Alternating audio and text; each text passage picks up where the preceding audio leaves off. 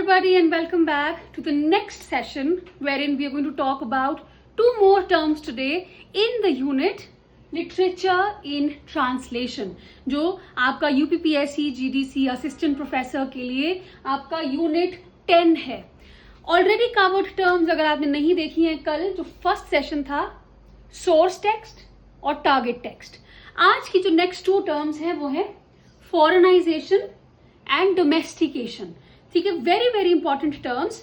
अब आपने कभी ट्रांसलेशन की अगर कोशिश की हो तो अब एक क्वेश्चन आपसे है, हाउ शुड इट फील?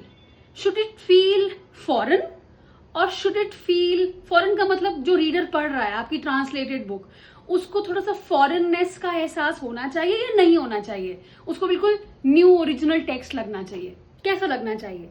उसी पे बेस्ड है आज की दो टर्म्स. ठीक है, फॉरेनाइजेशन और डोमेस्टिकेशन जो दोनों टर्म्स थी, by the way Lawrence Venuti ने यूज किया था 1990s में.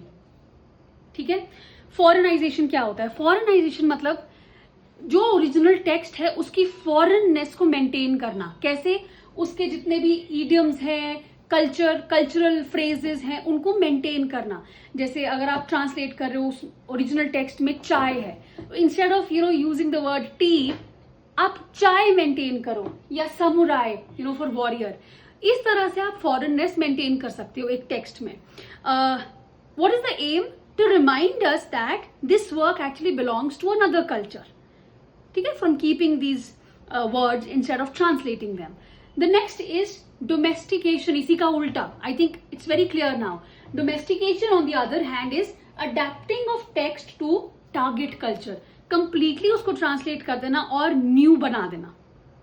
ट्रांसलेटर क्या करता है? स्मूथ आउट कर देता है सारे फ्रेजेस को, सारे जो ओरिजिनल टेक्स्ट के जोक्स हैं या कुछ ऐसे फ्रेजेस हैं, उनको भी ट्रांसलेट कर देगा ताकि जो रीडर है उसको बिल्कुल स्मूथ आउट हो जाए. उसके लिए उसको ओरिजिनल लैंग्वेज को समझने की बिल्कुल भी जरूरत ना पड़े. तो दोनों के अपने अपने प्लस पॉइंट्स हैं और नेगेटिव पॉइंट्स भी हैं.